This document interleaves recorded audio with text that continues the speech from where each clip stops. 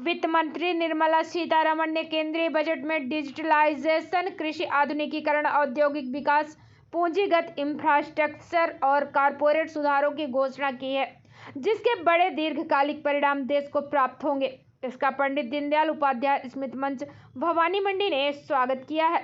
मंच के जिला महामंत्री कमलेश दलाल ने बताया कि कोरोना के बाद भी भारतीय अर्थव्यवस्था ने उल्लेखनीय आर्थिक प्रगति को दर्शाया है। ऐसे में इस आर्थिक ग्रोथ को लगातार आगे ले जाने के लिए इसी तरह से विकासोन्मुख बजट की आवश्यकता थी। यह निश्चित रूप से अर्थव्यवस्था को तेज आर्थिक ग्रोथ देने में सहायक होगा। सरकार ने डिजिटल अवसंरचना को बढ़ावा देने के लिए देश स्टैक ई पोर्टल शुरू करते हुए ई पासपोर्ट की घोषणा की है।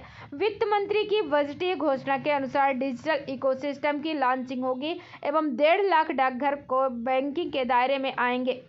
वर्ष 2022 में 5G स्पेक्ट्रम की नीलामी के साथ सरकार ने 5G की लॉन्चिंग के लिए योजना की घोषणा की है।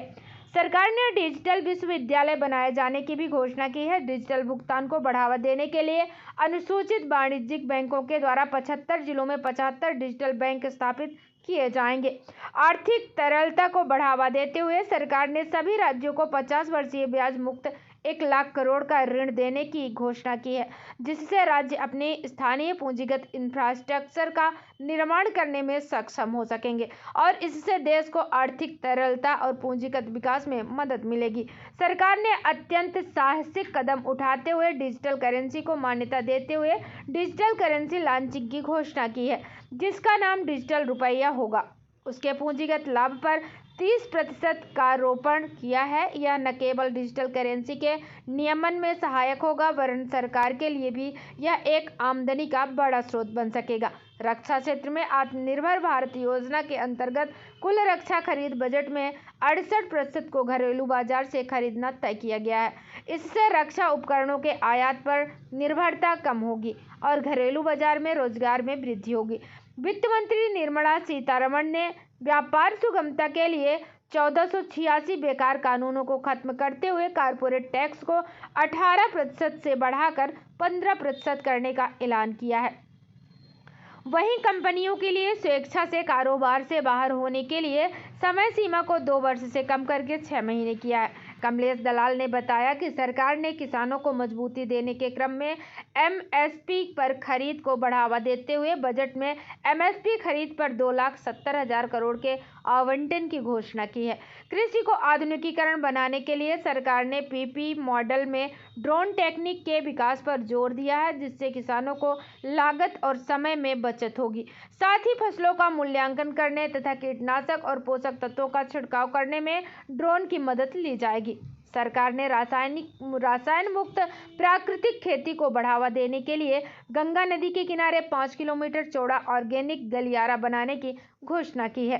वित्त मंत्री महोदया ने घोषणा की है कि इसी एलजीसीएम योजना को मार्च 2023 तक बढ़ाया जाएगा। पब्लिक ट्रांसपोर्ट में ग्रीन तकनीक को बढ़ावा दिया जाएगा एवं सरकार ने बैटरी बनाने के लिए प्राइवेट सेक्टर को बढ़ावा देने के साथ साथ बैटरी स्वैपिंग पॉलिसी को लाने की घोषणा की है। शिक्षा को आधुनिकीकरण से जोड़ते हुए सरकार ने पीएम ई विद्या के 1 क्लास 1 टीवी चैनल कार्यक्रम को 12 से 200 चैनल तक बढ़ाए जाने की घोषणा की है। वित्त मंत्री ने कहा है कि अगले 3 वर्षों में 100 प्रधानमंत्री गति शक्ति कार्गो टर्मिनल बनाए जाएंगे।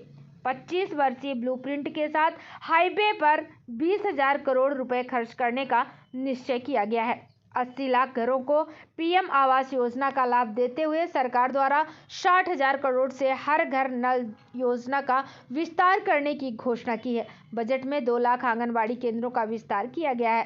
प्राइवेट इन्वेस्टमेंट के माध्यम से देश को विकास की ओर ले जाते हुए मेक इन इंडिया को केंद्रित वित्त मंत्री की बजट घोषणाएं देश में रोजगार सृजन, कृषि, ग्रामीण एवं शहरी विकास, डिजिटलाइजेशन और औद्योगिकीकरण विकास का मार्ग प्रशस्त करेंगी, जिसका फायदा विश्व में सबसे तेज गति से आगे बढ़ रही देश की अर्थव्यवस्था को प्राप्त होगा।